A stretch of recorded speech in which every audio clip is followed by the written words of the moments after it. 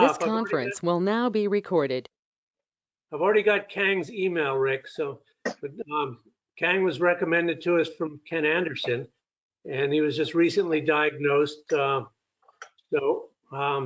way we work is, Kang, if you're comfortable with it, we let anybody new to the call have some time at the beginning to kind of talk a little bit, describe where they are. You're from New York City, but how old you are, where you're being treated, what your diagnosis was when you were diagnosed. Peter. Yes. Yeah, Peter. Do you not have a sheet? I do. Here we go. Okay, so let's go through the sheet. Okay, Kang, I'll ask you these questions. How Okay. old are you? 57. 67. Okay. 57. 57. Okay. And you live in New York? Right now, yes. Brooklyn. And you were just diagnosed the end of this past year? December. December. Okay.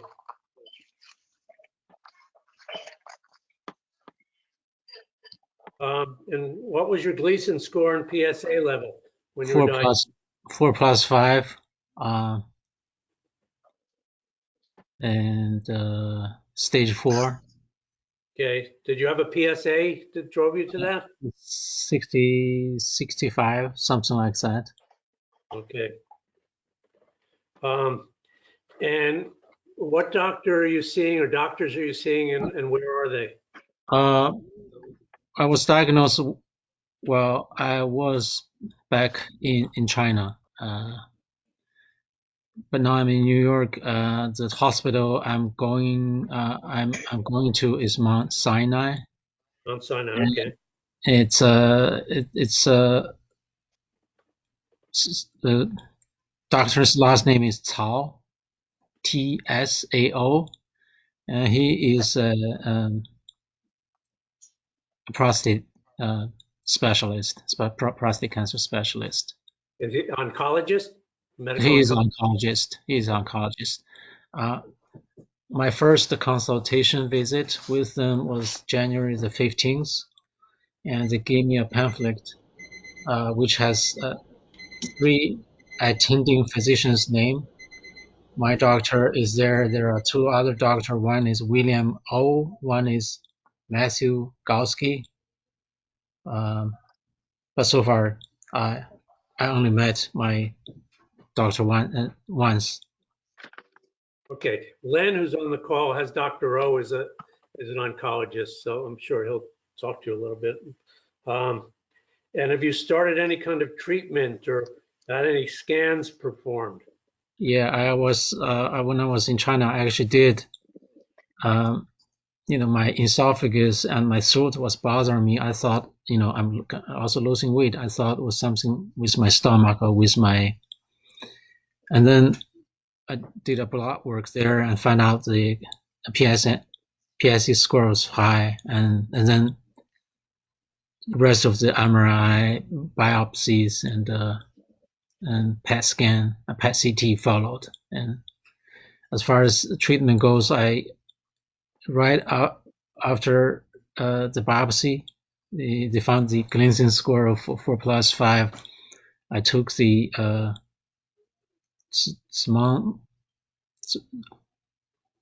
bicalutamide. It's called bicalutamide. I guess it's to kind of it's anti-androgen. I'm not quite sure, but that's normal. It's common. A week after that, I start this injection, which is good for 12 weeks, which is called Zoladex. Okay.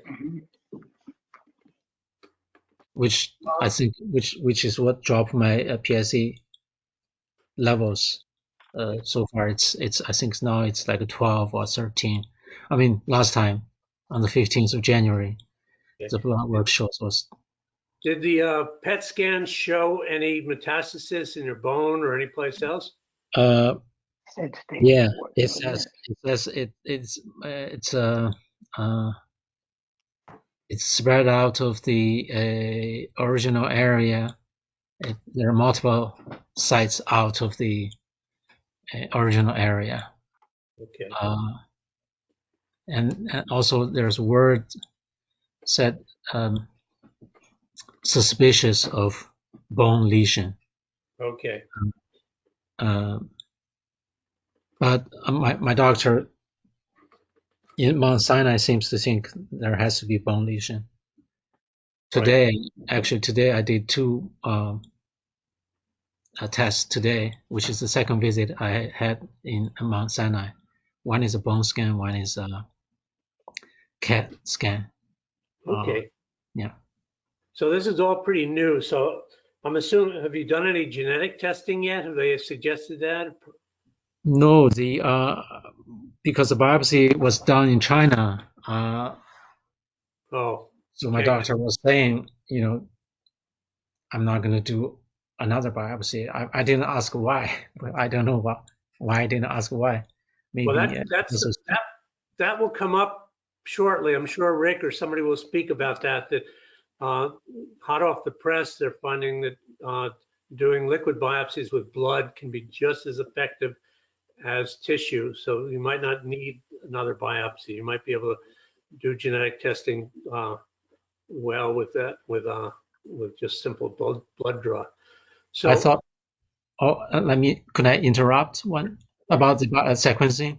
I was heard the blood liquid biopsy works for your genetic sequencing, but the tumor biopsy actually works for your tumor. I don't know that, but that's what this is a great segue into that. I'll let Rick speak a little bit about that. This is again hot off the press. We've known about this for a while, but it's kind of a little bit of new information. You want me to address it now? Yep. Okay. Well, I sent around to some of the guys today a advance notice of a poster at the GU ASCO conference, which starts this week, from Foundation Medicine with a bunch of collaborators, where they essentially have confirmed what we have suspected for a while, that the liquid biopsy is equally as good as a solid tumor biopsy in terms of diagnostics. It's marginally inferior by probably less than 5 points, 7 points, but about 93% of what they picked up on the solid tumor, they also found on the liquid tumor, on the liquid biopsy. And so I should explain for Kang that what they can now do, you're absolutely right that blood or saliva is used for germline testing to see if you have an inherited mutation. But in recent years, the new technology has been developed whereby the labs can fish out circulating tumor cells from your body, from your blood flow. And these are cells that essentially have been sloughed off, that have been shed from the tumor, and they can pick up these tumor cells and they can analyze them. And when they do analyze them, they're able to do the same type of genomic sequencing that they could do from a solid tumor. And in the past, there's been question as to whether it is as good or not. Years and years ago, Felix Feng at UCSF said that the liquid tumors were as good and the results were as good. I'm going back probably to around 2015 or 16. But this poster seems to confirm that result. So the bottom line is that you can get a blood test. You don't need a new biopsy in order to do sequencing of your tumor. that's good news. Kang, it's Ken Anderson. I just wanted to know, Rick is the founder of AnCan, so he has quite a bit of knowledge.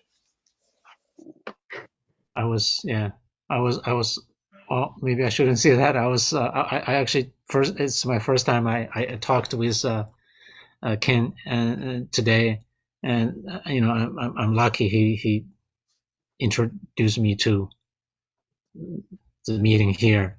I was talking with him about a meeting in Gilda's club. It's a similar meeting like this, but I think most of the people are there are stage 3, or people did surgery years back, or people who is about to do surgery. So I felt rather quite outside. Felt like Right. I not belong to that boat. So today, after I talked with Ken, actually, it's I felt I have different. Uh, uh, I felt How different. I felt different.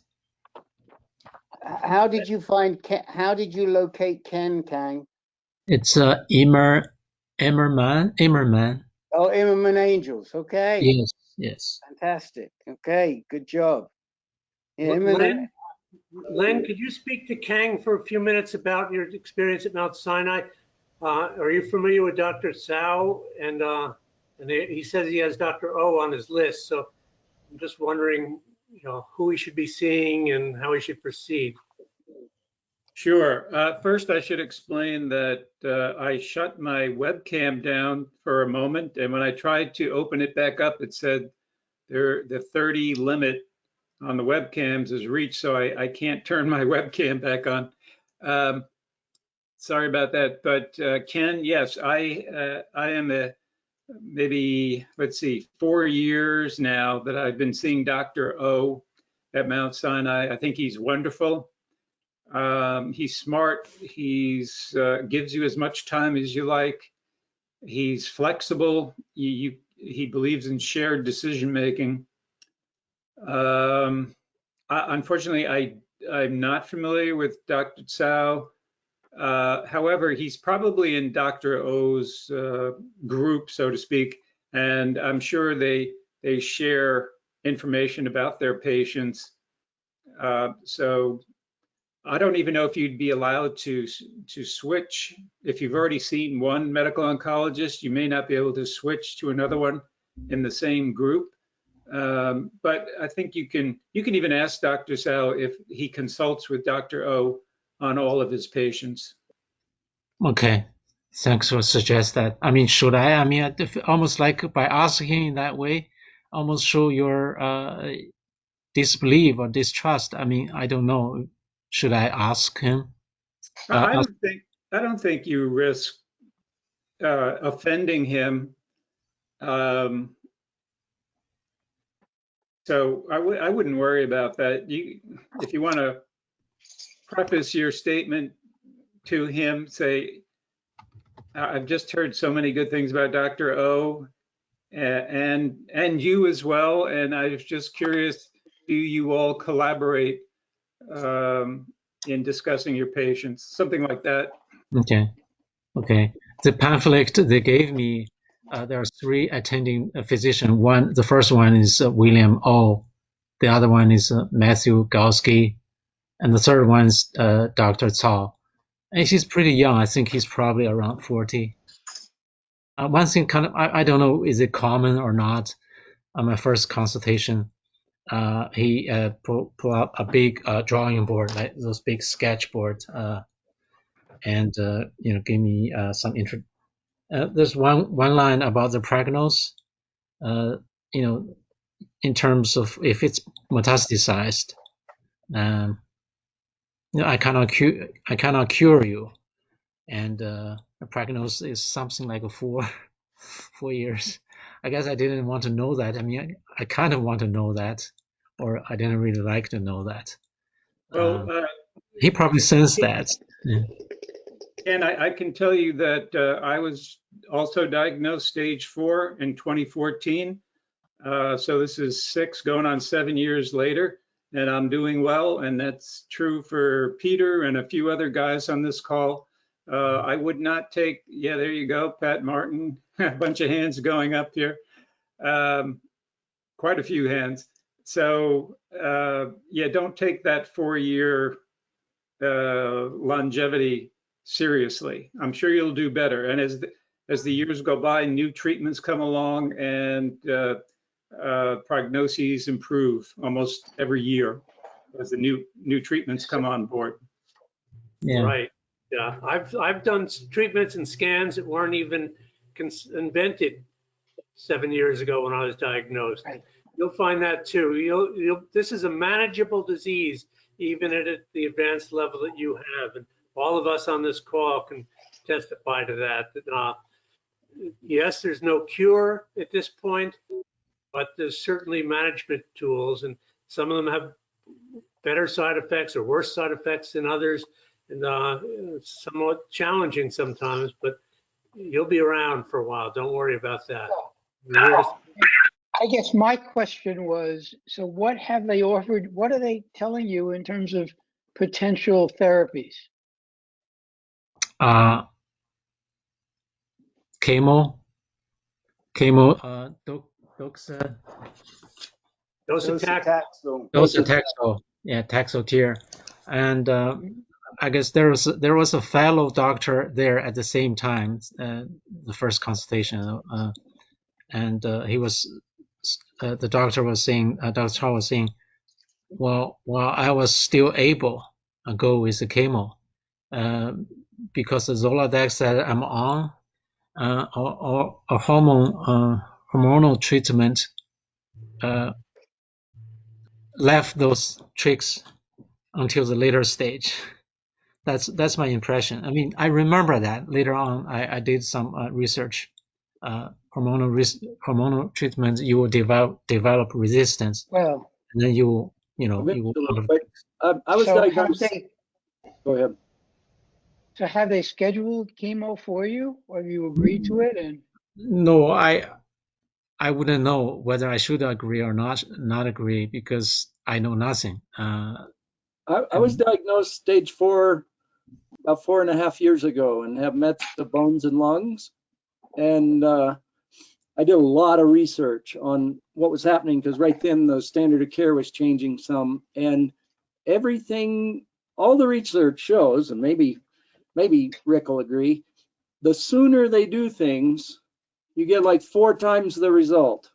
It used to be they'd wait on chemo. Now they do it early. It used to be they'd wait on Zytiga. Now they do it early. And in every case, there's 4 times the longevity as a result. The And earlier you start. I would encourage you to always lean towards early. That's just my opinion. Okay. So, one thing I do want to say is this, that there's pretty good clinical research to show that the choice of treatment is really dictated by the amount of metastasis that you have. So it's really important, Kang, to drill down on where your metastasis is and how much metastasis.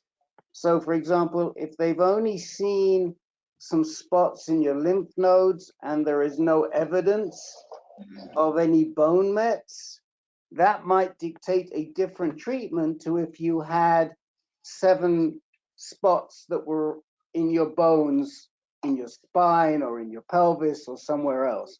So we really do need to know where the metastasis is, and that will direct treatment.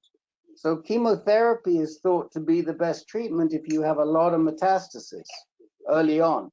If not, then early on, it's better to start a second-line anti-androgen.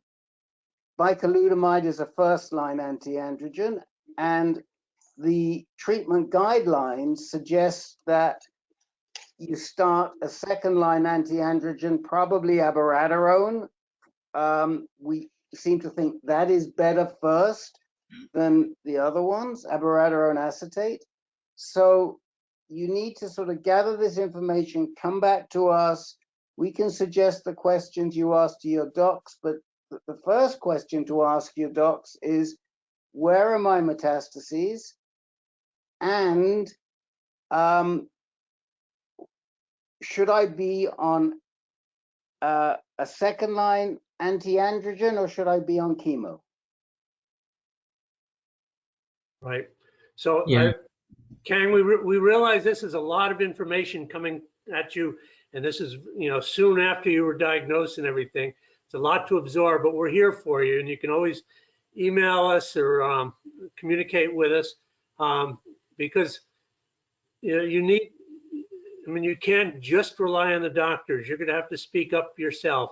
For instance, the talk about asking about a genetic test is important, because before you start chemo, you want to have that in your hands, because that might guide the kind of chemotherapy you get.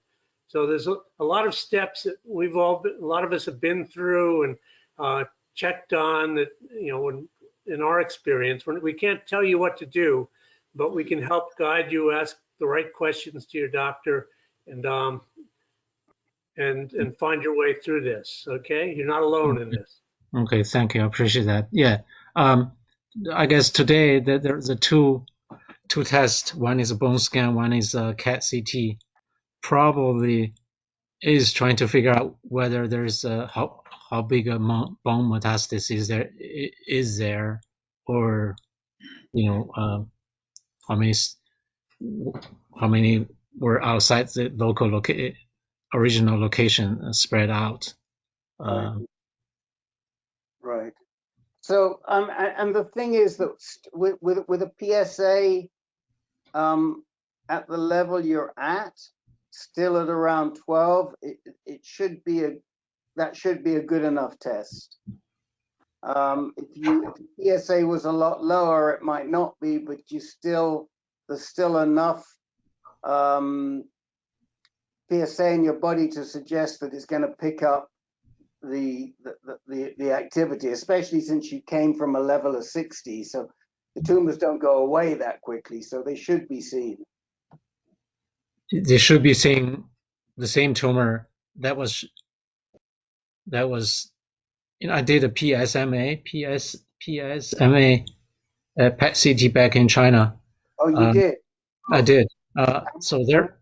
And where did that show up? There are the spots are very small. It's not big at all, but there are, I would see 4 or 5 spots. Yeah. I mean,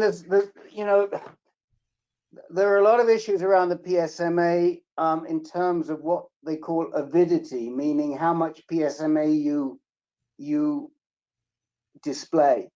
And the more the cancer advances, the more we think you display PSMA. So how long ago did you do the PSMA?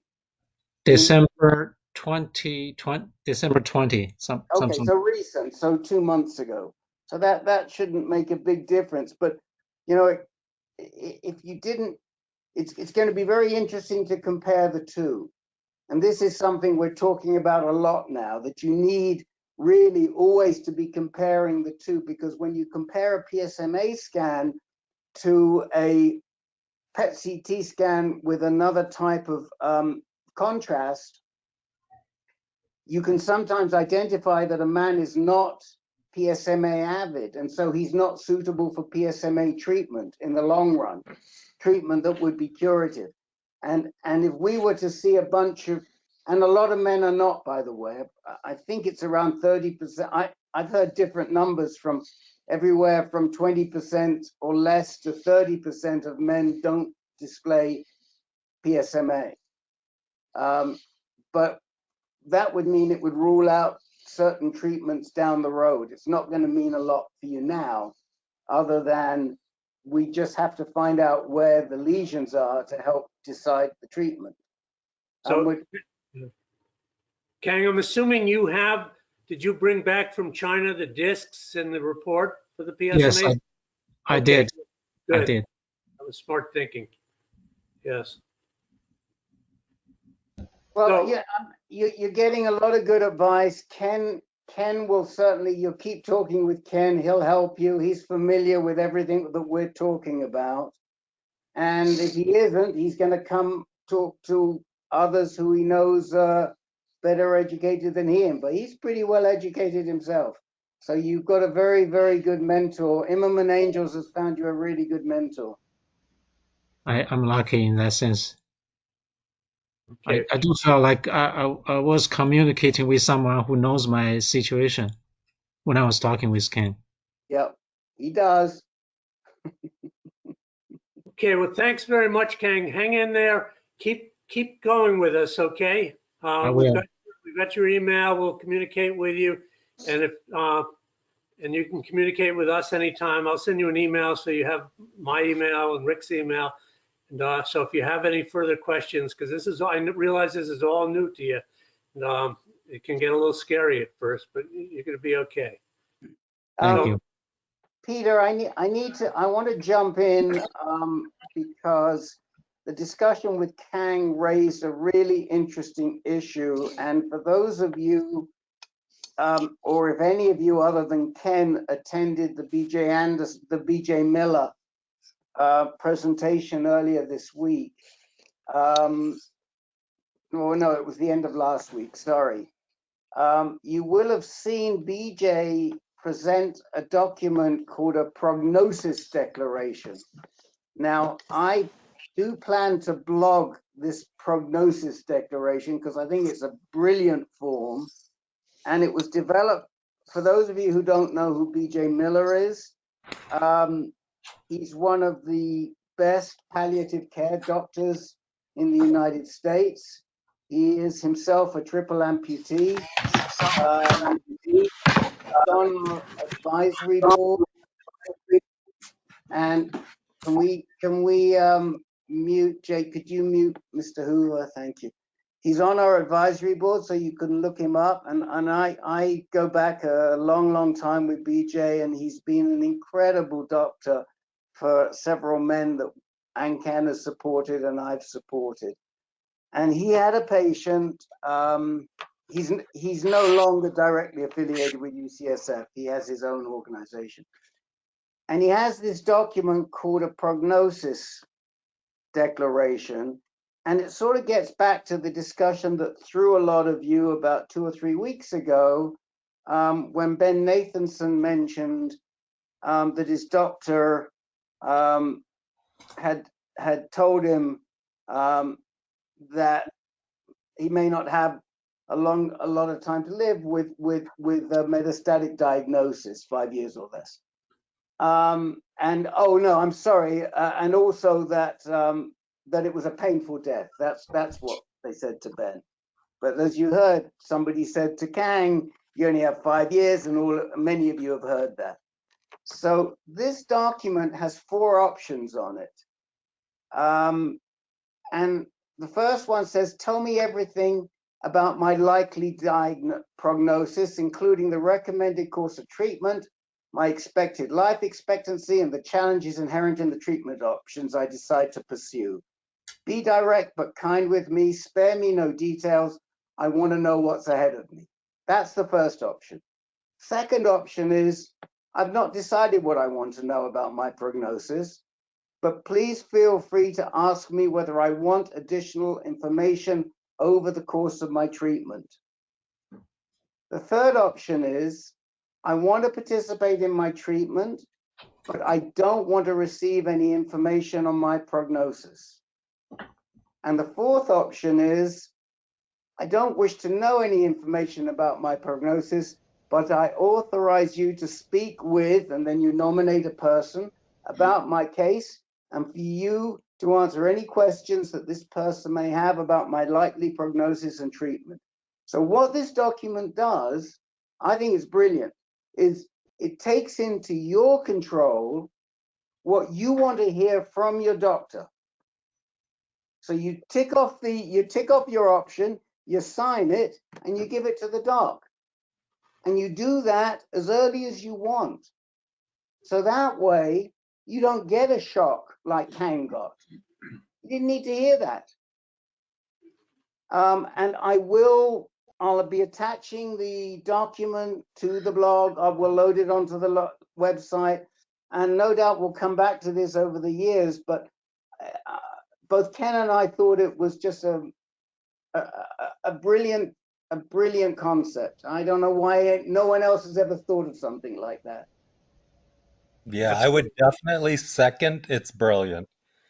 Yeah, It changes the whole dynamic of the doctor-patient relationship in regards to information flow. I mean, at times we want to know, but not always. So you can decide when you want to know or who should know, or, I think it's brilliant. I love DJ. That's great. Great news. Great news. And I think we're all anxious to see it in print and get a handle on it. Sounds a bit revolutionary. It's amazing how new things can come up from just experience like that. Simple things. We have at least one, possibly two more new people. And so I want to move on because we have the poll of everybody else as well that we want to get to. So I'm going to introduce to you someone I've spoken to recently, Mr. David Carrick. I know some of his background, but David, if you're comfortable with it, I'm going to do something similar to what we just did with Kang in New York. And I know some of the answers to this, but I'll ask you anyway so that some of the other guys can have an idea what you're working with, and then you can any concerns you have or thoughts you have. As I think I mentioned to you before, we have a wealth of experience here. We've got 30 or so guys who've been through it all and continue to, and we'd love to help you out. So this is David Carrick. He lives in Boulder, Colorado, and you were recently diagnosed, correct? Correct. I live in Boulder too. Well, when I'm not in Wyoming, so we can talk about that. Okay, David, your Gleason score and your PSA at diagnosis. My Gleason score was 8, and my PSA was a little over 5. Okay, so I want to, for everybody else, you're a little bit out of the norm because your Gleason score was either a 3+5 or a 5+3. No, it's a 3+5, not a 5+3. 3+5. Okay. Right. It's an odd one. Not everybody has that, but it's an important factor that we want to consider. And up to this point, you've been seeing a urologist, correct? Well, the urologist that did the biopsy, I haven't been seeing him any longer. He passed me off to whomever I wanted to talk to discuss treatment options. And so I've spoken with 2 surgeons, maybe 3, and 1 radiologist, and I'm supposed to meet with another one on the 18th, and that's pretty much the end. Where are they? I'm just familiar with all the Denver locations. Metro Denver area. Right, but is it UC Health or Tuck or? UC Health. Great. Part of it, yeah. I would recommend Kessler at UC Health and Maroney if you want to see a surgeon. I saw Maroney, and that was about a week ago, and he ended up telling me that I was not a candidate for surgery, which was surprising since he's a surgeon. And then I found out later, my wife asked him, and he said, well, it's because I put a lot of emphasis on maintaining my potency, and I had to tell him, well, of course I want to maintain my potency, but it's not the end of the world. I think I put survival number 1, and then confidence being down at the bottom. Okay, we'll come back to the oncologist question because I did a little bit of research and I think other people might want to chime in here. But at this point, you're not seeing a medical oncologist, I believe. No. Have you had any scans performed? And did they show anything outside the prostate? Well, initially I had an MRI, and then I had a bone scan, and both were, well, the bone scan was negative. Yeah, you haven't had a CT scan yet, though. Yeah, I have. That was negative too. That was negative as well. Okay. And are you under any kind of treatment at this point? No. Okay. Okay. So I did some just scant research. I think I emailed you about that, and I did not see a specialist genitourinary medical oncologist in the Denver area. Wait a minute. Wait. There's a Go ahead. whole Correct me if I'm wrong. Go ahead. there's a whole clinic at UC Health called the Tony Grampsis Clinic, and there's know. about 4 med oncs, a couple of surgeons, and a bunch of other people, and then the radiology groups next door. But the really good med onc would be Elizabeth Kessler. Because when I looked it up, I didn't see anybody that was specifically a genitourinary medical oncologist. There's a urologic oncologist who's the top person there, I think. I can't remember his name, but I didn't. But you're saying Elizabeth Kessler is a genitourinary medical oncologist? Yeah. Anyway, it's worth checking into. I don't know. Okay.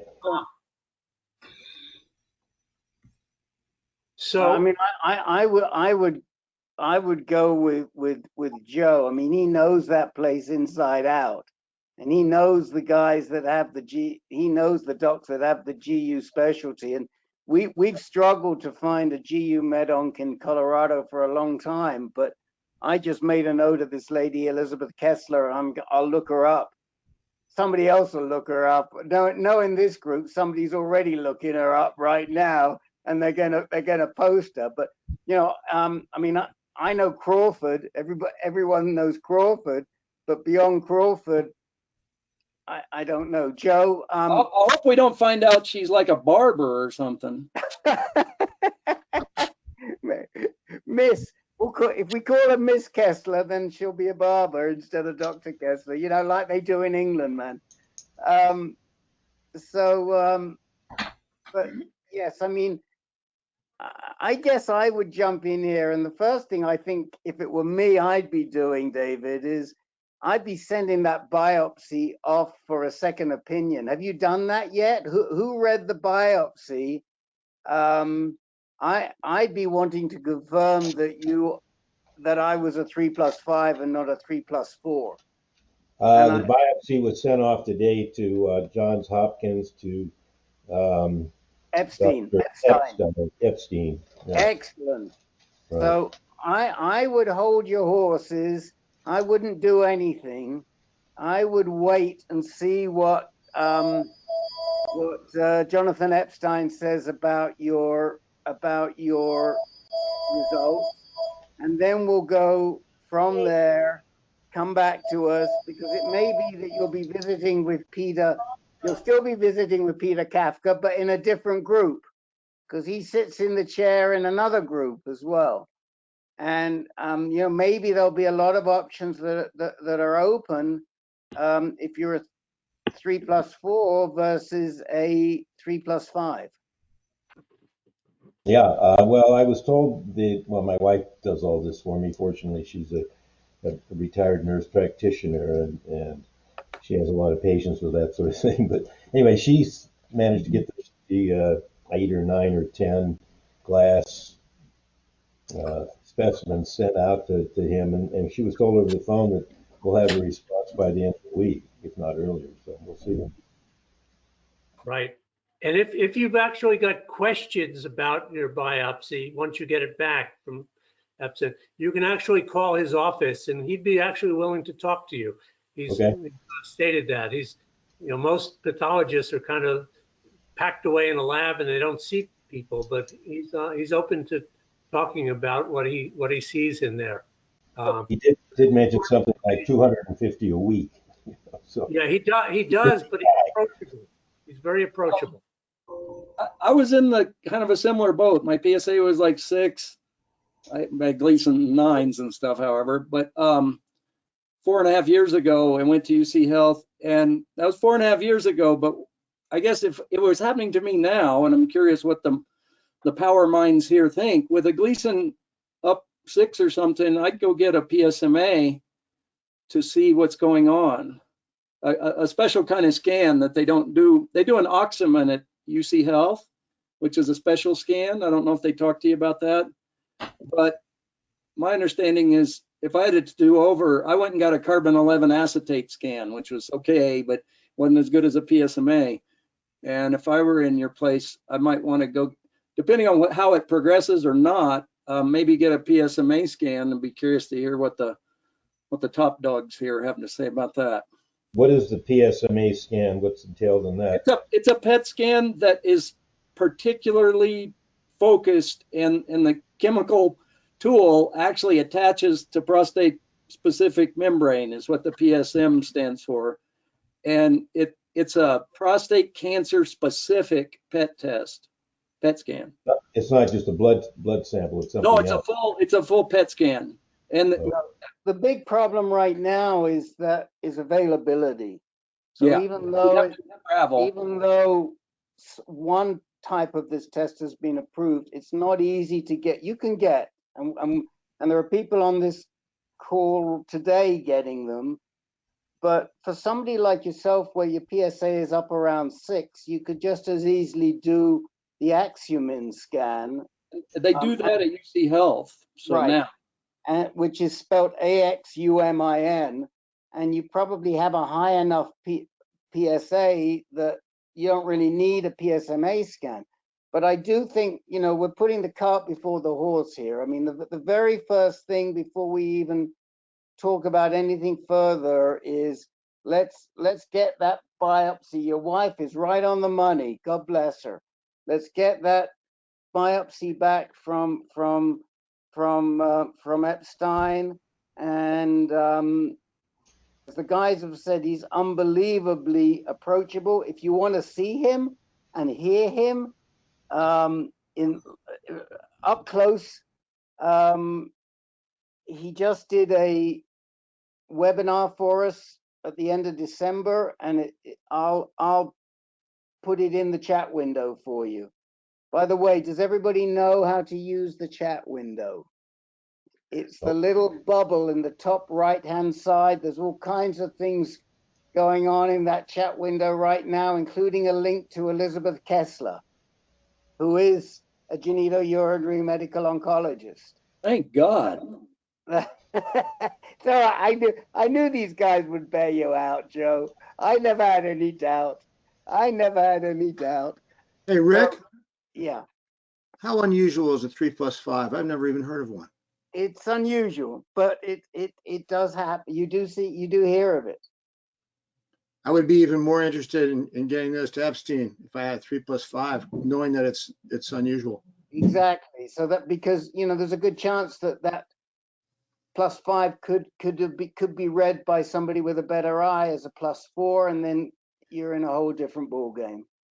And the other thing is, I'd be interested to know, and your biopsy report might have told you this, David, how much is seen as 3 and how much is seen as 5? Okay. I don't know. I didn't read it. We got it right around Christmas Eve, and all I heard was that it was not good, and but we did find out at the same time that the bone scan was negative, so that was good. Okay. Well, take a look and see how much 5 there is in there, because that's also going to It was be. only 1.5, if I recall. I'm sorry? If I recall, there was only 1.35, and the rest were 4.4s, and et cetera. Okay, so there were quite a few 4.4s in there as well, huh? I think so, yeah.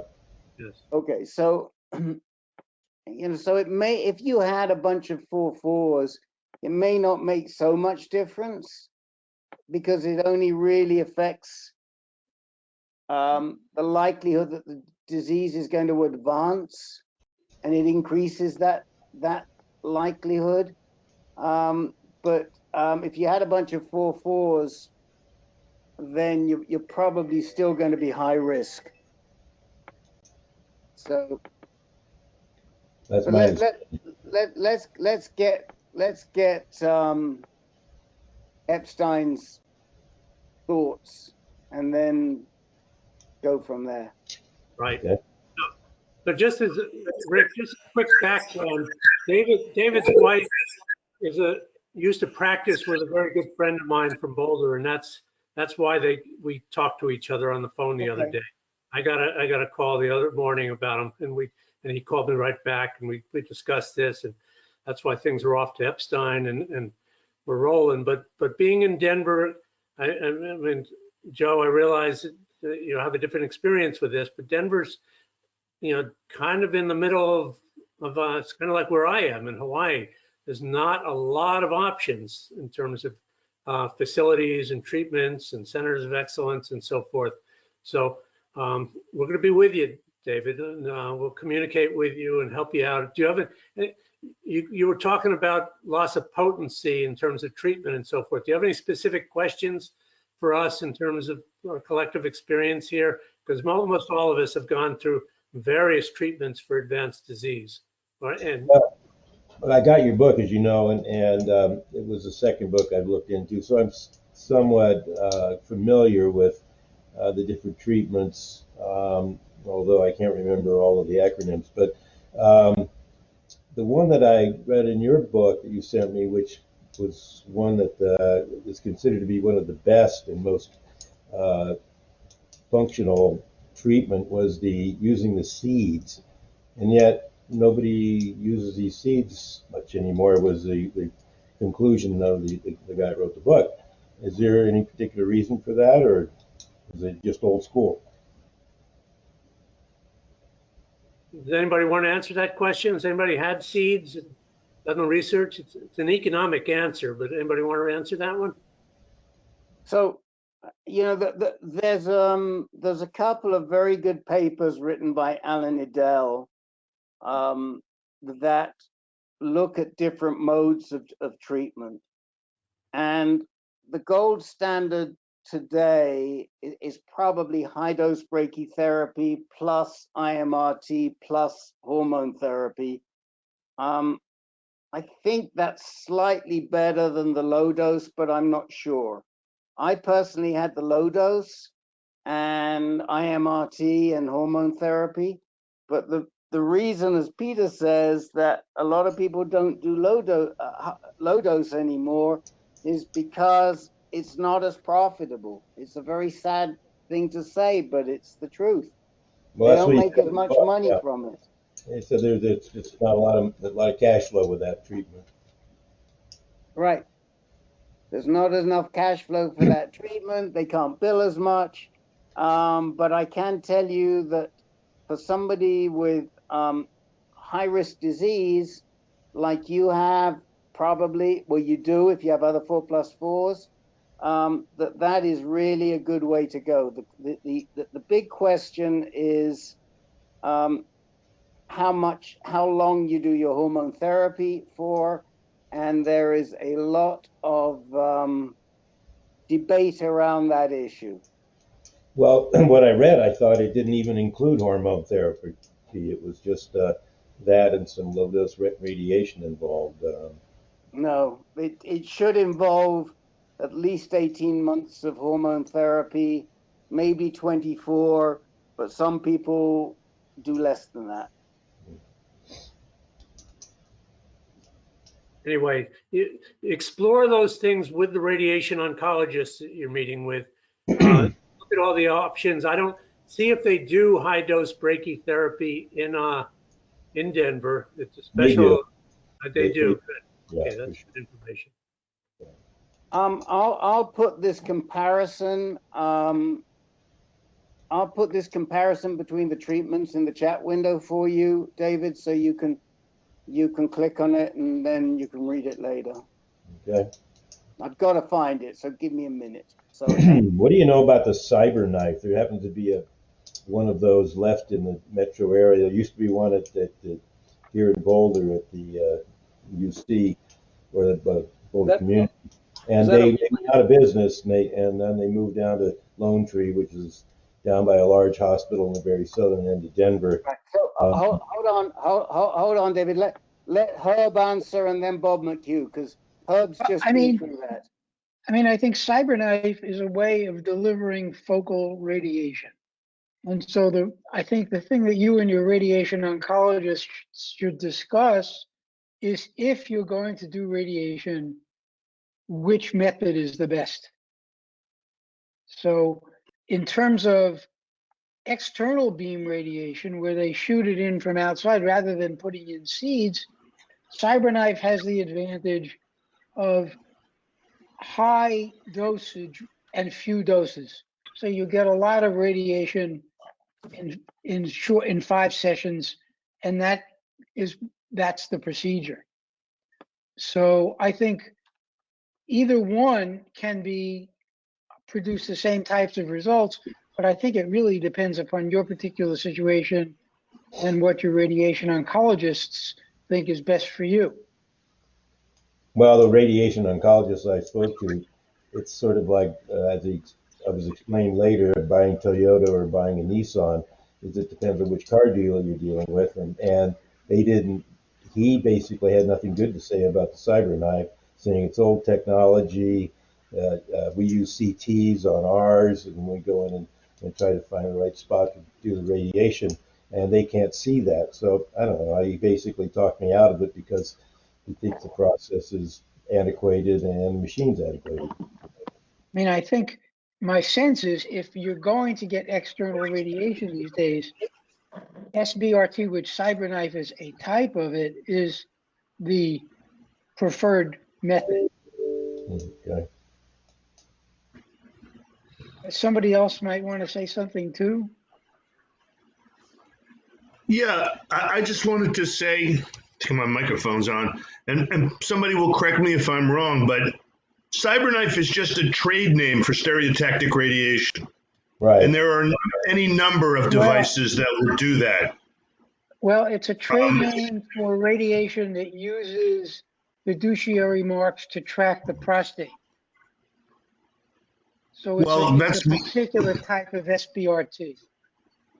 I had SBRT at Mount Sinai that was not CyberKnife. Right. So did they use fiduciary mark? How did they track the prostate, or they just did it on the basis of scans? No, they tracked the prostate. It involved a CT along with every treatment. Right. So the difference is between there are CyberKnife and ViewRay are two procedures which use image guidance while the moment they are irradiating. So they are aiming at where they know the prostate is. If you don't have those images while you're radiating, they have to do wider margins.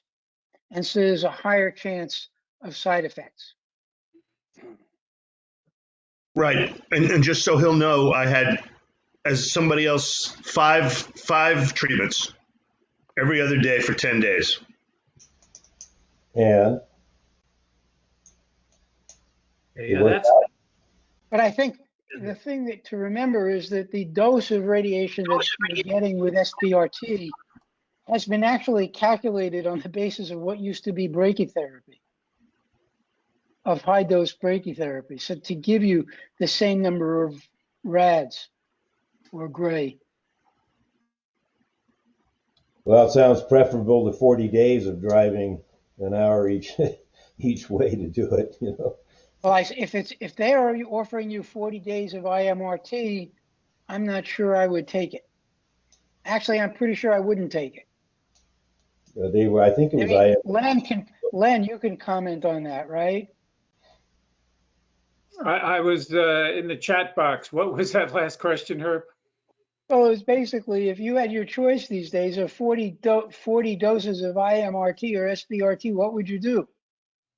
Oh, absolutely, SBRT. And in fact, I had 48 sessions of IMRT. So I had both. Wow. You had 40 sessions, you went every day? I had 38. I went every day for about 3 months, every other day, 5 days a week. I'm sure that's what Len did too, probably. mine was Monday through Friday for 9 weeks. So I think the bottom line here for David is that the technology today allows us to reduce the amount of time that you have to spend getting treated one way or the other. There, with high-risk diagnosis like yours, they're probably going to recommend, certainly I would be seeking what they call pelvic girdle radiation across the whole of the pelvic girdle, as well as treating the gland. Now, not everybody does SBRT to the pelvic girdle. There are some centers like Carbone in Madison, Wisconsin that do. So you may finish up having to get 20 or 25 IMRT sessions. That's what I did. As far as treating the actual gland, today there's no reason to be going in more than probably 4 or 5 times at the most, and maybe as few times as once, depending on what treatment you choose. So I've put a link to a really good article written by a very, very good patient advocate who's on our advisory board too, called Alan Edel. And take a look at that article. It'll compare all the different things, high dose, low dose. It'll correct whatever we said that wasn't right, because we all defer to Alan. And then come back and ask us if you have any questions. Very well. I will point out about Alan's article that SBRT article, I read it myself, was before the era of image-guided therapy and the use of the spasseur. So things are probably even better. Yeah, but then, you've got some guys, some of the docs who still don't want to use spacers. Mm-hmm.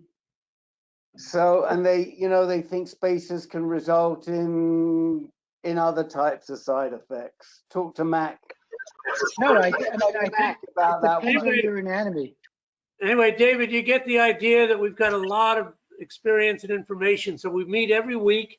Next week, it's going to be on a Monday, and 2 hours later, it starts at 8 o'clock Eastern. I'll keep in touch with you. But let's keep in touch, and we'll get this figured out. Bob, did you want to say anything? Just like with Kang, you're kind of new at this, brand new. So just relax, and you got time. This doesn't progress overnight, but you're going to have to do some kind of treatment. You'll get it all figured out, and you'll get information. So we're gonna move on now. So Franklin Dunn, have you been on before? Yes. You're muted or frozen. I know you're not talking to me. I've been on many times. No, Franklin Dunn. Hi, I'm unmuted. Yes, I was on about 2 weeks ago. Okay. Okay. So hold on a minute. Mike York. You were one that was kind of bumped last week. And you were on the call yesterday as well. But I can't remember what your situation is. You had some kind of experience with focal therapy, correct? Right. I'm in the intermediate group just listening today. Okay, just listening. Okay, good enough. Okay, so in that case, Len, can you call out some names of people that want to speak? Because I think we've got everybody to do. Sure, Peter. So let's see. Jimmy Greenfield said he needed some time. Go ahead, Jimmy. Hello, everyone. Can you hear me? Yep. Good. Yep. Okay, so I got PSA and testosterone on Monday, and it's the first one since since the end of my ADT. And PSA is undetectable, and testosterone is 36. So, first of all, I did want to also add in, everybody said good things about Miller. I love that guy. And I heard a podcast with him that was just tremendous on the Peter Attia, the Drive podcast, which I'd recommend to anybody. But anyway, so it makes me think, this whole thing about duration of ADT is interesting, because my last shot was in September, and then you have the 3 months after that it continues to be in you, and then I'm 2 months out of that.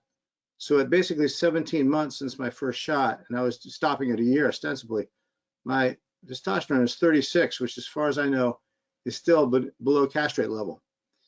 So, and this is with me taking HCG as prescribed by a urologist, which I imagine with the Relugolix pill, with its much faster dissipation of the testosterone suppression, will end any of that if it takes hold. That's another story. For me personally, I'm not concerned that it's only up to 36. After all, it's only 2 months past that 3-month mark. I guess what I'm kind of curious about is what's the big hoop-de-doo difference between 36 and where it had been for 15 months, which was below 10. Every testosterone test that I had, my entire course of my treatment, it was noted as being less than 10.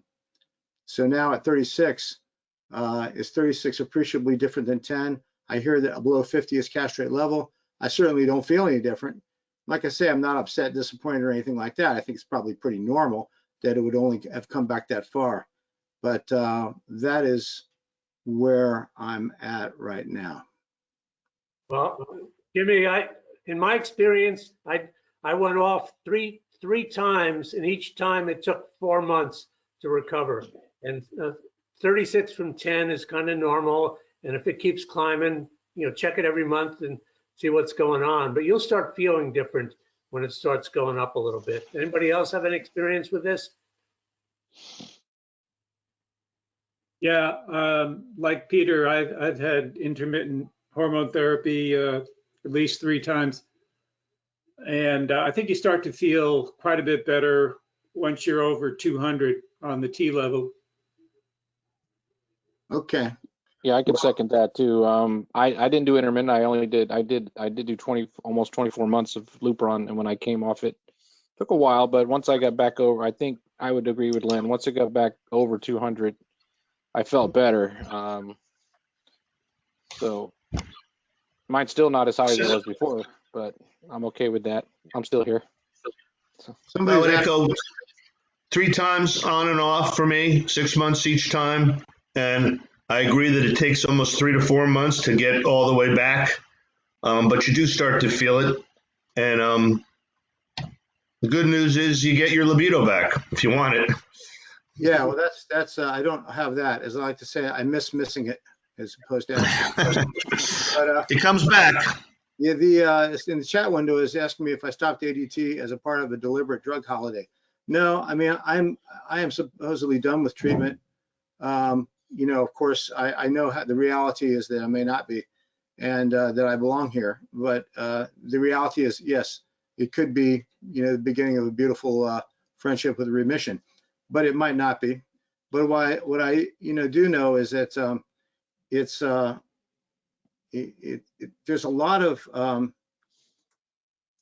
change, and so all I can say is that I want to say this to Kang and to David, anybody who's not used to this, that when they tell you that the arc of medicine is a lot different than it used to be, I've seen it already. I was diagnosed in February 2019, and already the bone scan that I had when I started would not have been what I would get today. The radical prostatectomy that I got, I wouldn't probably not have gotten. And certainly if Relugolix, which is now coming on the market as a pill form testosterone suppressor to LHRH antagonist, which supposedly would mean it has less cardiovascular issues than Lupron or Eligard. And most importantly, of course, that you don't have to go get a shot in your butt every 3 months or every month. And even more important, that if you take a holiday or if you get off of it, the time to testosterone recovery is much faster.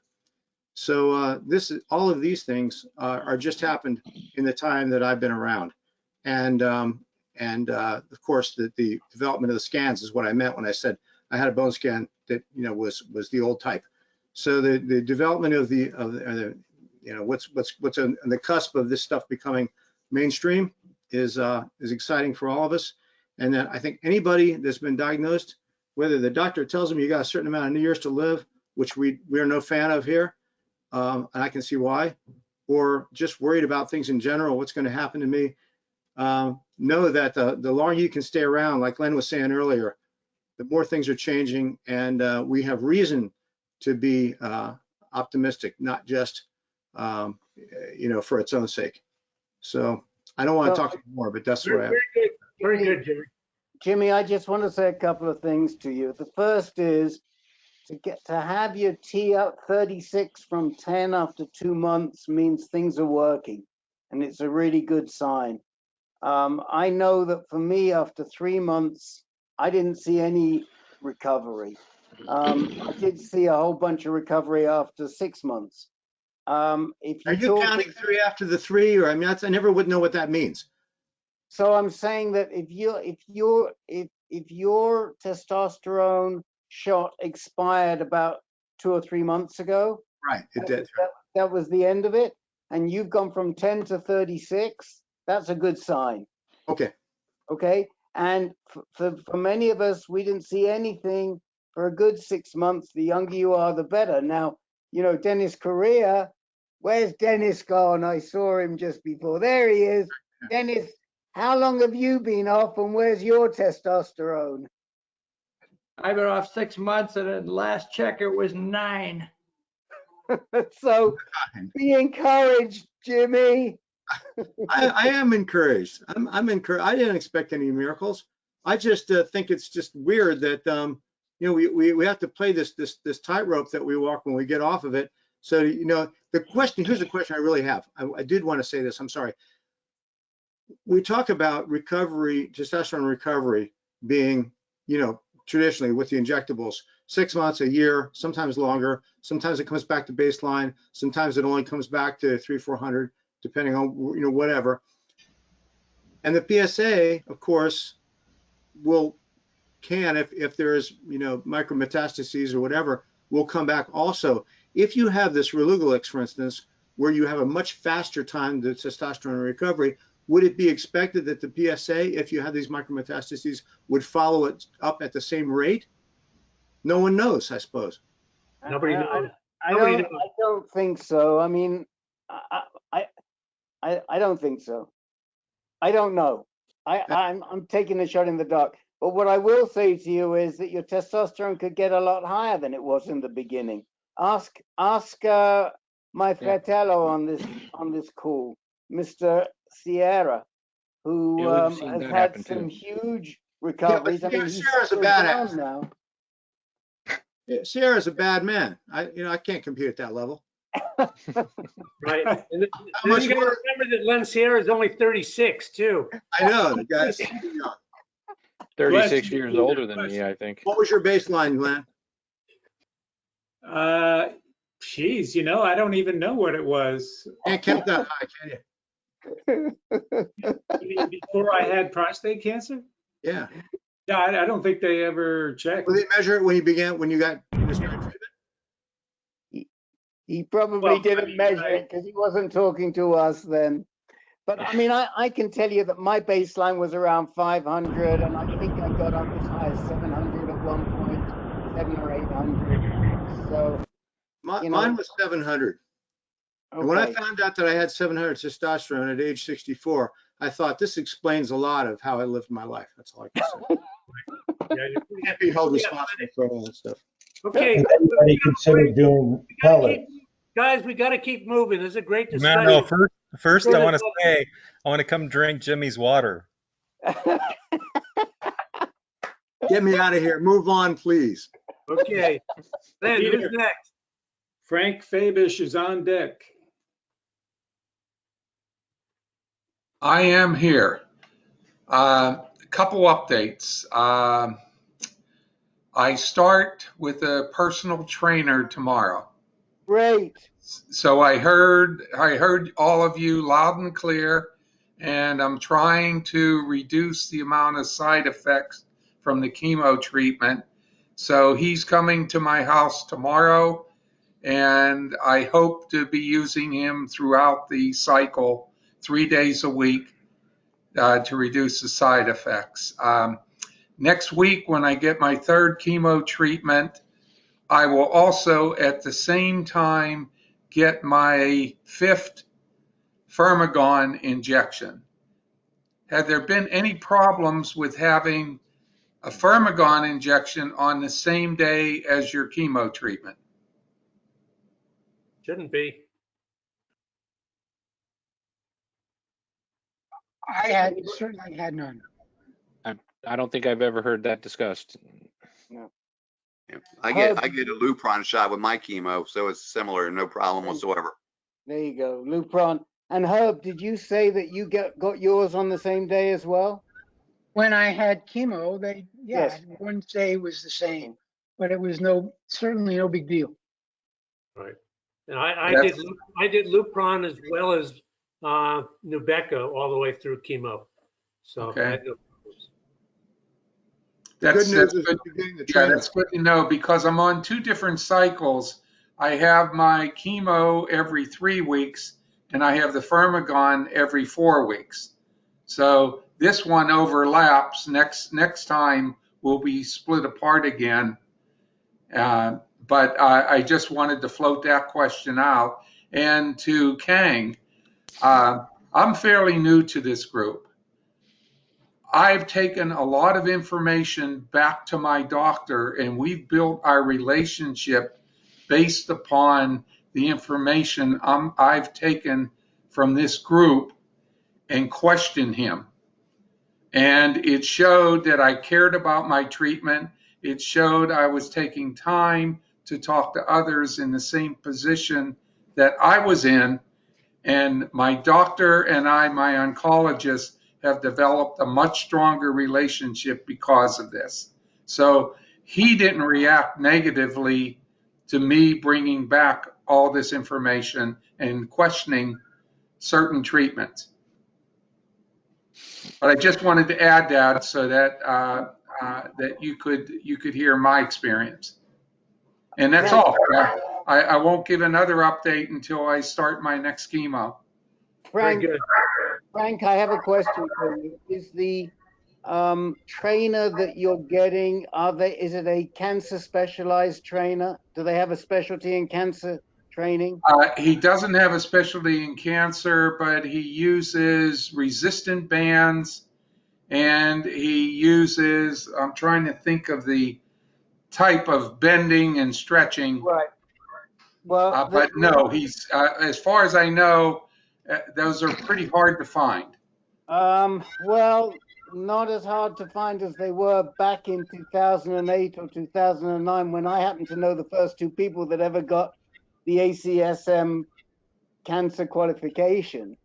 There are a lot more, and you can go onto the American Society of Sports Medicine, and they have a list of people, and I frankly I mean, I love the idea that you got a trainer, but I'd be much happier if it was somebody who had the extra qualification of training cancer patients, because they understand chemotherapy. They've worked with a lot of people that have chemotherapy, and they're going to make the adjustment. This guy, it's sort of touch and feel. He sees how you do and moves on. But I really would like you, Steve, to get somebody from the American College of Sports Medicine. So look at the ACSM website, American College of Sports Medicine, and I think they have a list of people that have their qualification. There is another qualification, I forget what it is, but just go with the ACSM one. Okay, I'm gonna meet with him tomorrow, and I will question him, and I'll do some research ahead of time on that site that you just mentioned. Yeah, and ask him how many chemotherapy patients he's trained. Yeah. I mean, if he says I've trained 20, he probably doesn't need the qualification. But if he hasn't, then be alert to that. Okay, I think that's a good suggestion. Make sure he understands that you're on ADT and what that's all about and the side effects of that. Yeah, very Okay. important that he understands ADT as well. Len, who's next? Our good buddy Carl Foreman is next. Hello. Hi, Carl. So I had a very exhausting day yesterday. Started very early in the morning and lasted well into the night. And the reason being is that I went to Columbia in New York to do preliminary testing for their Regeneron 5678 trial. I had blood work, I had an MRI of the brain, I had 2 CAT scans, and I had a whole body bone scan. And that lasted the entire day. The only thing that I've gotten back so far is a report of the MRI of the brain. And there was one particular item that I kind of freaked out about. And in speaking to a very good friend of mine, it probably was not as bad as I thought, but it mentioned about I forget how to pronounce it. Ischemic white mass on the brain. And when I went to Google, of course, as I always do, and it said, uh-oh, it could mean the potential for having a stroke. It does come with age. A lot of us tend to have that. So if anybody else has had an MRI of the brain, you might have been diagnosed with a similar situation. And Carl, stop Googling. Let me jump in right now because we happen to have an NIH expert.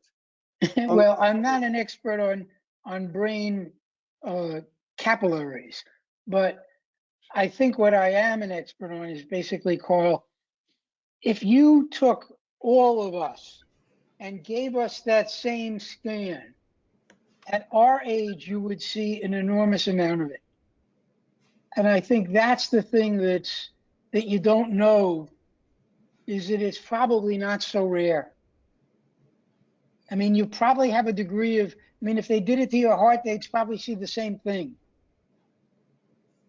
I do have a follow-up appointment with a neurologist that was previously not my doing, but as part of the trial. So tomorrow morning, I'm meeting with a neurologist.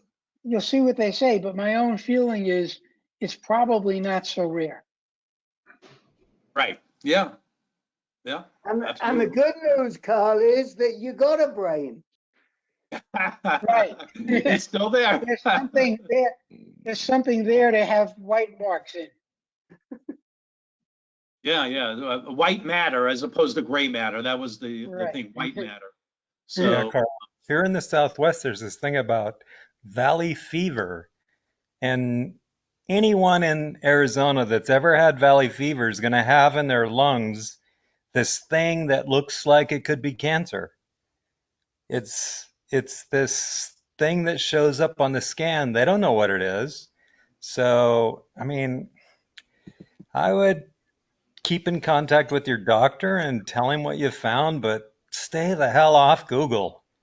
Well, I didn't find it, and he's getting more copies of all these reports because he ordered all of these tests. So, and he actually called, Dr. Stein actually called me about a half an hour before this meeting started, and it was kind of a quick conversation because he said he was going to call me back in a couple of minutes. But he was asking me, well, what was your PSA? I said 1.98, and when did that happen? Back in January, and he said, we have a problem, and I'll call you back in a couple of minutes. So what does that mean? As Rick had mentioned, the trial, I think the minimum PSA typically they're looking for is 4.0. Right, it may be you don't have high enough PSA. Yeah, right. So. But I don't know why they didn't see that in the beginning. Right. Because when I read the trial and I said, I wonder why they're letting this guy in. So we'll see if I get in this or not, but to be continued. That's what I got for you. Good enough. If it was that big a problem, he would have called you back within 3 minutes. Yeah, and I have a question for you, Carl. You spoke to Scott Tagawa last week, right? Yes. Right. I'm curious, did he call you to tell you that his lutetium trial was open? No. Yes? No, he did not. Okay. Because I heard we know of somebody who got into Tagawa's trial this week because they just reopened it.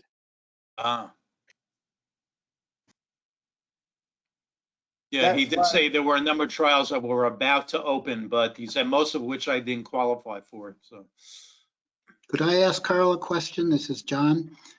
Do you happen to have hypertension? No. Okay. Okay, let's move on. Thank you. Who's next, Len? Next Can on I the just- menu, Dennis McGuire. Can I just point out to Frank Fabish that John Ivory, God bless him, has put in a link for you to find a certified cancer trainer in your area in the chat window. Thank you, Frank. Thank you, John. Sorry. All right, everyone. Dennis, go ahead, brother. Can you hear me okay? Yep. Great. First off, I want to give a shout out to Rick and give Rick credit for helping me get into a clinical trial. My hospital was part of a clinical trial and we were having difficulty getting an open spot for me. So I gave Rick a call and I said, what can we do? And, you know, Rick reached into his network, we made some contacts, and within 10 days, I got a spot on the trial. Yes. So I think, you know, thanks again, Rick. I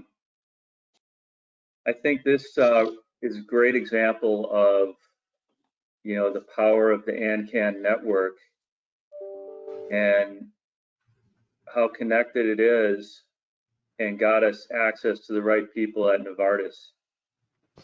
So just keep that in mind when you're running into roadblocks. So the trial that I'm enrolling in is a lutetium 177 trial. It's a late phase 1 trial. And as I understand it now, I'm going to have 3 treatments, 1 every 6 weeks. And I'm just starting the scans and all the testing later this week. So the whole approval process could take, you know, up to 2 to 3 weeks. Well, I can say I'm very happy you got in. Great. Thanks, Ken. Yeah, me too. That's great, Dennis. And thank you, Rick, for getting Dennis in that trial. I mean, all we did was find the right person to talk to, and we reached out to them, and they did the rest of it, and Dennis did too, and I'm so thrilled, Dennis. I'm really truly thrilled, and I just hope that you get through all the tests, and even more so, I hope you're PSMA avid, and I hope it makes a huge difference for you. Dennis, did they tell you if they test for PSMA avidity before you start the actual treatment? You know, Lynn, Paul told me there's only like 15% of guys that aren't. So it's a pretty small number. Okay. They will do Yeah, a PSMA. I think that's right. I do have to show PSMA avidity to pass the screening. Yeah, I think Dennis, you sent me the protocol and its scan is part of it. Okay, good. And I think what they do is this procedure, this protocol we've been talking about, where they'll do a regular bone scan and the PSMA bone scan, and then they'll compare the two. And then if they find that there's a variance, that presents an issue for them, because they don't want to be treating you with the PSMA if not all of your lesions are PSMA avid, because that means that the lesions that are not PSMA avid can come back. So what they're looking for is a match between PSMA avid and whatever else is shown up. I think if they see more on the PSMA scan, that's not a problem. But if they see less on the PSMA scan than they see on the regular bone scan, that presents a problem. Len, did I get that right? That's right. Yeah, according to Ken Pienta, in Australia, they will not even give you lutetium-177 if you are positive, not only for PSMA, but if you're positive also with an FDG scan, fluorodeoxyglucose, which would be for non-PSMA lesions. If they knew if you were positive for both PSMA and negative for PSMA, they wouldn't do the treatment.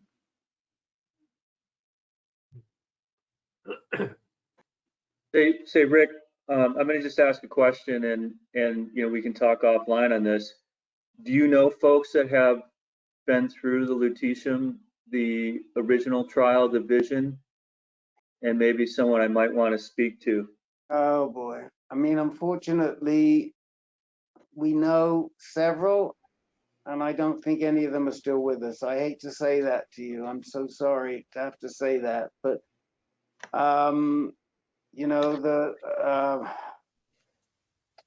Dennis, I have a guy up in Toronto that has gone through 2 treatments. He's had a hard time getting the 3rd treatment, but I'll connect you with him. He's a younger guy, very nice. Okay. He got his treatment in Australia. Oh, interesting. So he's having a hard time getting back to Australia for the 3rd treatment. Is that the issue? Correct. Yeah.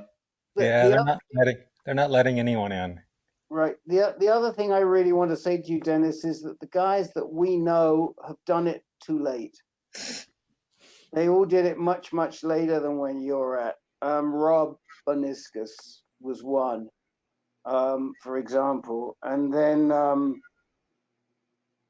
Dr. Rex. Dr. Rex was another. I do know somebody. I do know somebody who's done it, and he's at the other end of the scale. He decided to do this very early on in his metastasis. Yoda, Steve Rockline in Minneapolis, and I can definitely connect you to him because he can tell you about the experience. But he didn't have advanced metastatic disease when he did it. He chose to spend the 40 grand, and that was his treatment of choice as soon as his disease recurred. But yes, I can definitely connect you to him. Yeah. Oh, one interesting point that I learned on the trial and the difficulty of this trial. The lutetium, at least for this trial, is manufactured in France, and it gets airlifted 2 days before your treatment. And how crazy is that? Lutetium came from the United States. Australia's been doing it for 12 months or 14 months. They're manufacturing it in France and sending it back to the US. And when we came up with this shit, I mean, it makes me crazy. So. Ken, I don't think so. I think the Germans came up with lutetium-177. Are you sure? I think the Germans were the first. Yeah. Oh, that's not what's in my head. Oh. And Okay, fortunately for us, they deliberately did not patent it, so they made it available to anybody to develop.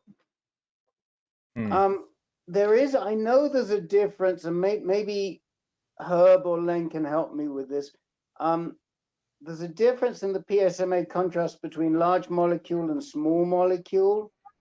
And I read in a recent piece by Adele that the small molecule tends to be more damaging to the esophagus than the large molecule. I think I got that the right way round. Do we know whether the R2, the trial for which Dennis is enrolling, is large or small molecule? I do not. I thought they were both antibodies, but I'm not sure. I can look it up. Okay, okay. Okay, let's move on a little. Keep moving. Len, is Yep. there who's next? Yeah, so I guess we can go to Ken Anderson and then to John and Antonio, who has a question, but we'll go to Ken first.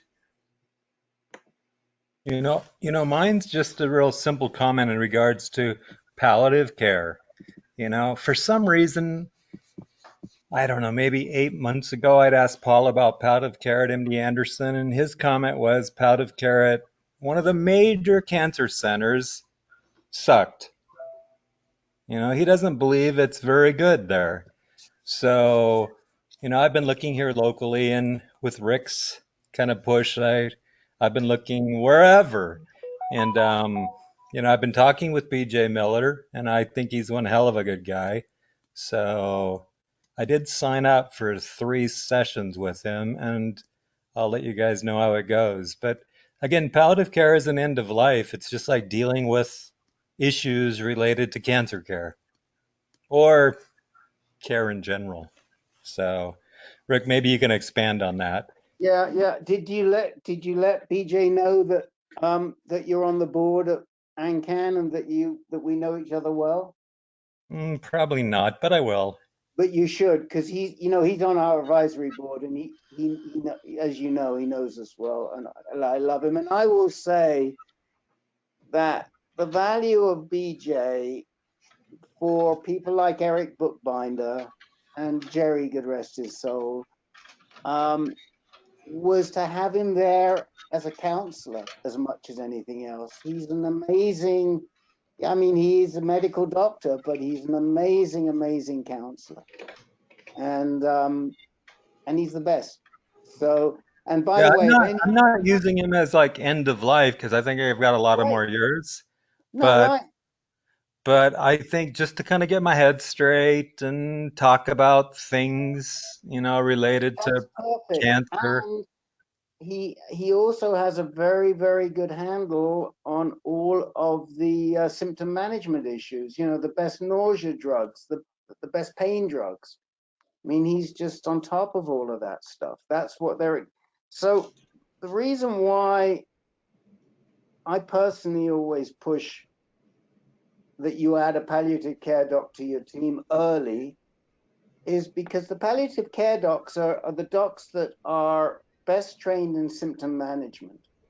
And the name of the service at UCSF is the Symptom Management Service. They don't call it palliative care. And the earlier you get one of those docs on your team, the better you are in the long run. Now, there are a lot of doctors, oncologists, who don't like working with palliative care docs. Fortunately, that's never been the case at UCSF, but it is a case at other hospitals.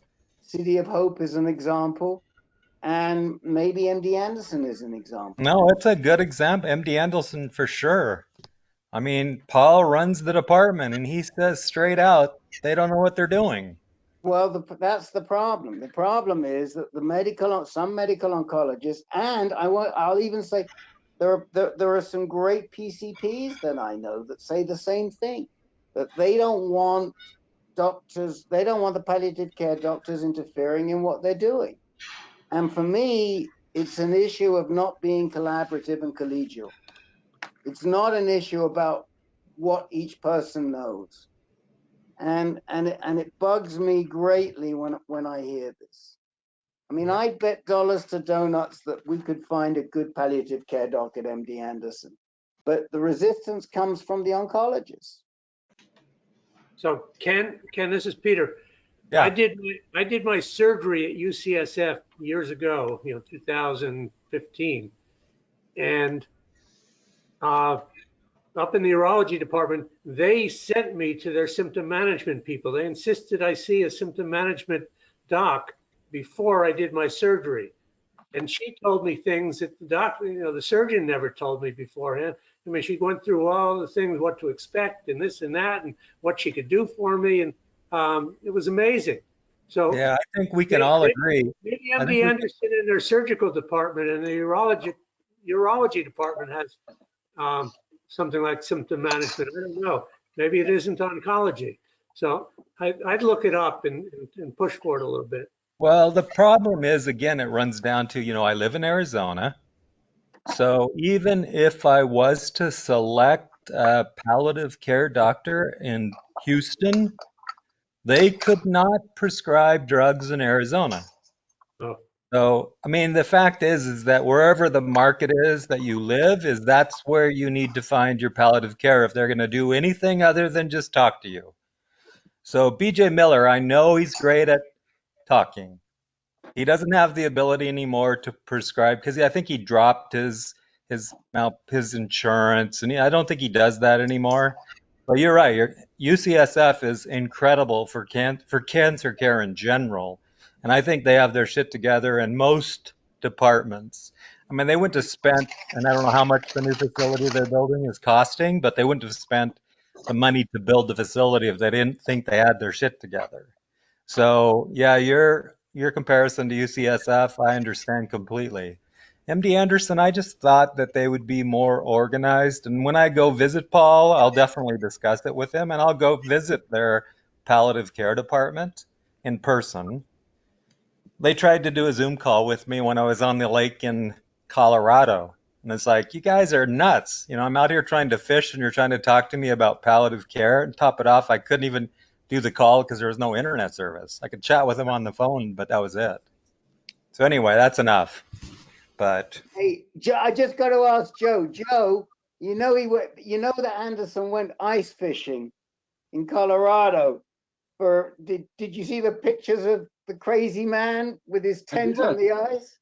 I did. Very nice. I'll get you some of this crazy guy with my ice boat here, but I haven't gotten around to it. Sorry. That's what we want. Okay. You got to understand the video makes it look like I'm going very slow, but when your butt's 2 inches off the ice, it feels much faster. Yeah, it's like me and my skull, Okay, John, you're up. Thank you. Well, a quick catch up and then a question. To catch up, and I'm sort of talking to Kang here a little bit. I'm also a Gleason 9 metastatic. And I also heard at the beginning that I had a 30% chance of making it for 5 years. And that news did nothing but harm to me during this whole time. And so it's really just, I sympathize with you. You just got this news, you're very young, but the group has helped me see a whole different side of it, especially seeing guys who are 9s, like me, who have been around for a very long time. I know it's very possible. The quick catch-up part is also that I've completed my radiation therapy in the fall, and my PSA is now 0.03. That was done in January, about almost maybe 6 weeks after I finished radiation. So if I'm lucky, the radiation just isn't finished yet killing more cancer cells, and I'm hoping maybe I can be in remission by the next time I see the oncologist. The question is actually something that's going to get Jimmy going again, which is, when I first started, I was on Firmagon and I tolerated it very, very well, except for horrendous injection site reactions, which got worse. I had to change to Lupron. The Lupron is really kicking my butt. I don't know if it's because it's a different drug or because more time has gone by. So I was thinking of asking my medical oncologist when I see him in late winter about Relugolix, and I wanted to get an opinion about that. Well, I don't have an opinion about it. I've only heard about it. So anybody who's got any experience with it, take over. I just know what it's Oh, supposed to be about. I thought you were on it the way you were talking. Oh, no. I'm intrigued by it for everybody else. And if I have to take LHRH, or in this case, antagonist, not agonist, which is preferable from what I hear for heart issues. But because of the other reasons I mentioned, it sounds very attractive to me. It's so brand new. I don't know if anybody Yeah. has experience with it, but go ahead. No, what I I have don't know been either. It reading, has the same mechanism of action as the Firmagon, which attracted me a little bit. But I don't know if anybody's actually tried to get it yet. but I have been reading on some of the discussion Hold boards. on a second. Let's go to John Ivory. Have you started it yet, Mr. Ivory? You're muted. The There you discussion, go. what I just posted? Have you have you started your Relugolix yet? Oh, no, I'll start it around February 20th. That's when my next Lupron shot was supposed to be. Okay, sorry, Herb. I wanted to interrupt because I thought we had a customer here. Go ahead. I have been reading about. I've been reading that people are having a hard time getting approval from their insurance company. It's not even on my insurance company's formulary yet. Right. Well, it wouldn't be company- on a formulary because it was just approved. Right, that's the reason I think the company says they'll give it to you for free for a couple of months, but then where's that going to leave you? How are you going to pay for it, John? Well, I was really surprised. I'm on Medicaid, which is, I'm still under 65 and it's for people with low income, and it got approved and I was floored, but it actually did. So. And what I would for say, everything. what I would say, Mr. Antonucci, is that what the heck? Take it for 2 months. If you can't get it, at the end of 2 months, you go back to a shot. What's the downside? Right. No downside. I can just get the next shot. That's right. If they say now it's going to be, $10,000 a month, then I'll get off it. John, addressing your original comment, my experience is that Lupron kind of is a cumulative, the side effects. So yeah, thank you. It kind of builds on you. Although in my experience, I kind of reached a point where I kind of went over the hump and I started tolerating it really well. But initially, it just kind of kept getting weirder and weirder, and more sluggish and more naps and this and that. But then I got to the point where it didn't bother me at all anymore. So that's good. I'm starting to get things like diabetes and, still gaining weight, even though I'm exercising every day, and I can't think straight, all that stuff. But that could be. So you're suggesting that maybe if I had stayed on Firmagon, same thing might be happening by now, right? it could, but the shot in the belly is terrible. Although Len did it forever. I mean, he's. Yes, I know. But I just I was sick for several days. It was like having the flu plus all the pain in my belly and a big, huge rash and everything. Got it. So John, in regards to your diabetes, did your doctor prescribe metformin or no? Yes. Okay. 1,000 milligrams? Starting me at 500 milligrams and waiting to advance it until the next hemoglobin A1C. Yeah, look, let me just say this, as Jake will tell you, that you're much better off with 500 and raising it than starting off on 1,000 because it can upset your stomach. Isn't that right, Mr. Annam? That is correct. The big thing is when you take metformin, make sure you take it with food. Okay, yeah, I take it at the same time as my prednisone, so I take it with food. Good. Yeah, I'm tolerating 500, no problem. I just didn't know if that was even a therapeutic dose or not, but the doc says it could be. Well, you're on 500 now, aren't you, Jake? Yes, I never went back to the 1,000. So maybe keep looking into it, huh? For the Relugolix, Right. Okay. I'm encouraged. Anybody, who's next? Who's next, Len? We got to keep moving here. Peter, that was all we had. However, we did have a few guys come on. Gao Shan is on the call. He came in late. Right. Gao Shan, do you have anything you want to bring up this evening? You're muted.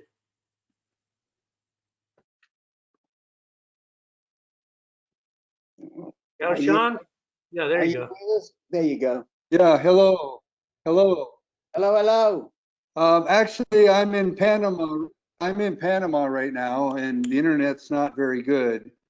But as Rick knows, I had my first Eligard injection on December 1st, and I don't have insurance, so I paid out of my pocket. My next injection is for March 1st, and I finally got word from Medicare that they've approved my Medicare Part B to start in mid this year. And so based on my work with the doctors, oncologists, and radiation specialists at OHSU in Portland, Oregon, I will start radiation once that kicks in for 7 weeks, 5 days a week, a short blast each time. I get my last test of my PSA and testosterone was on December 18th, 2 weeks before I had the injection. And I'll get my next PSA testosterone test here in Panama at a hospital called Punta Pacifica this coming Friday, so I can provide that to my doctor before I go back in early March. But since the injection, I haven't had any, knock on wood, I don't know exactly, but I've not experienced any issues. Maybe it's too early. Maybe it's a cumulative with the second and third injection. So otherwise, I feel good. I've exercised a lot. Down here, I've been exercising every day, riding a bike, walking, and spent 1 week on a liveaboard going scuba diving. So I can't complain about my life right now. Very good.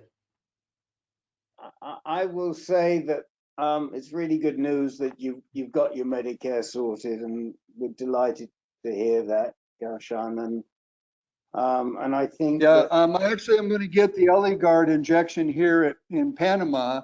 Instead of $5,000 before the deduction, it costs for the same brand Eligard, it's $900 in Panama. Right. Wow. What a difference. But going forward, now that you're Medicare approved, you'll be able to choose a supplement plan, and we can talk to you about that. And so a lot of it's going to be covered for you.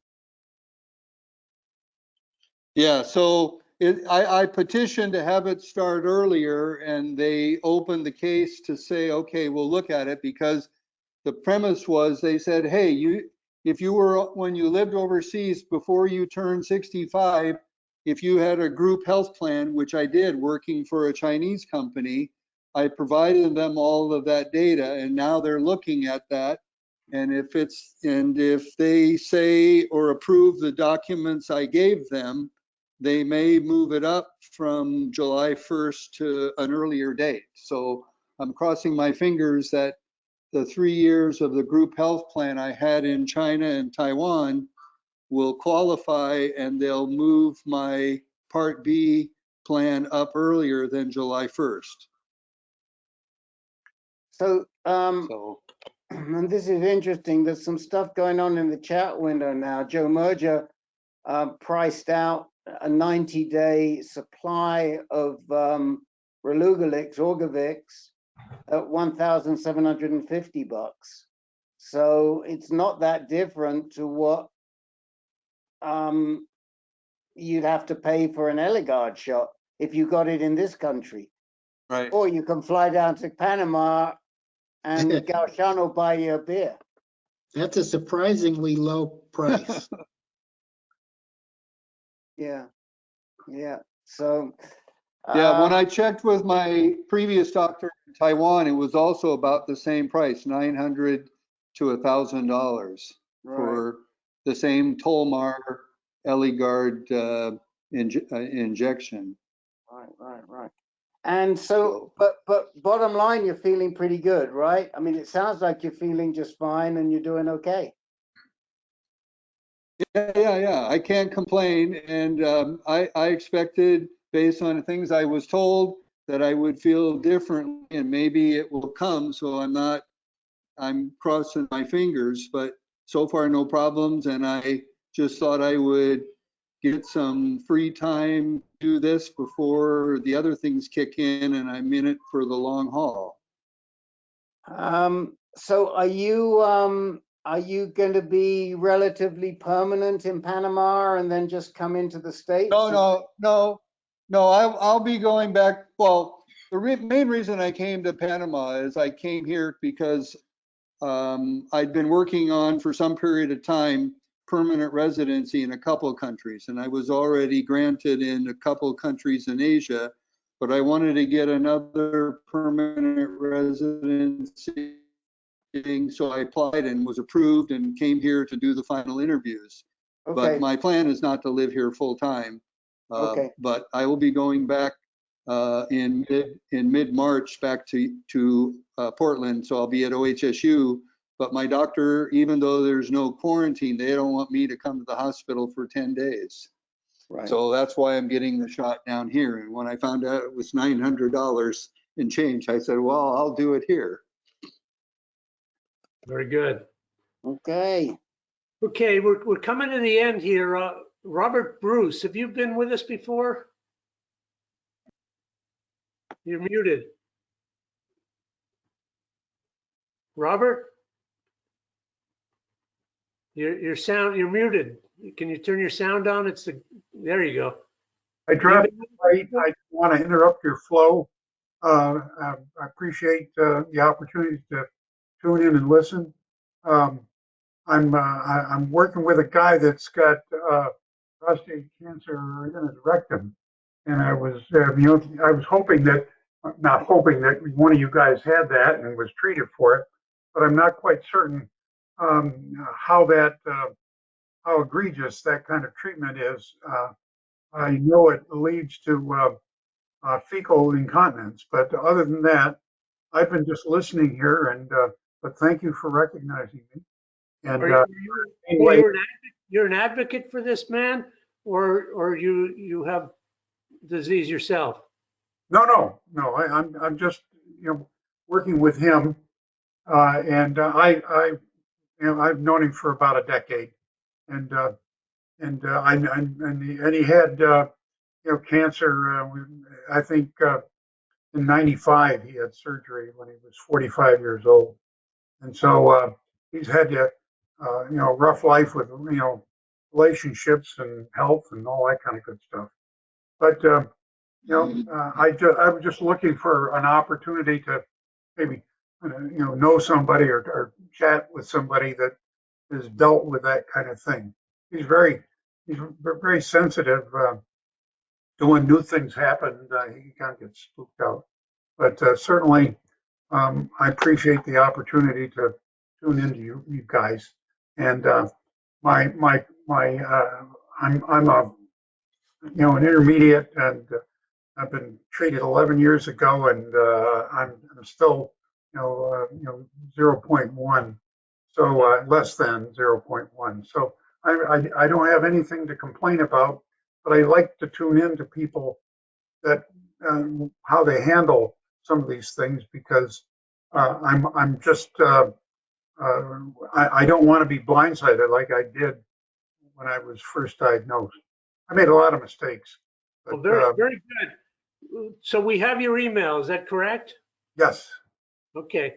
So yeah, I put you guys on in my profile, and immediately you sent me something last week. I tuned in on your situation last week. You had 5 new people last week, and 3 of them were me and 2 other guys that I had encouraged to come and tune into your system. So I probably should have told you that was going to happen. we'll put our heads together. Nobody comes to mind right now that has prostate cancer that's spread to the rectum. But there is a fellow who's usually on our calls who's dealing with prostate cancer that's penile as well. He's having a rough time with that. But it does spread sometimes to places that cause a lot of trouble. And if we just put our heads together, and if we come up with some thoughts, we'll keep in contact. It's noble of you to be an advocate for this fellow. Oh, I'm trying to get. I invited him to join your group, and he did. I sent him the invitation, but he didn't. So and he hasn't returned my phone calls, for a week or so, and so I've got to figure out what's going on with it. He's always welcome. Okay, we've come to the end of our time now. It's we're right on. Can we just say, Peter, can I just, I think Peter Monaco just joined us, and Peter, we start at 6 o'clock on Tuesdays. Oh, did I miss it? Sorry. You missed it. You missed. I'm so sorry. But that's okay. What? That's my bad. It's my fault. What? You'll be able to listen. You'll be the first person to be able to listen to the recording. Okay. Don't worry about me. I had nothing to offer tonight anyway. So. Well, it was an interesting group, and everybody should know that Peter is responsible for uploading. Peter and Jake are responsible for downloading and uploading our recordings from GoToMeeting to YouTube and to our website, and we're really grateful. Peter, where are you? Are you in Florida? Yes, Marco Island. Okay.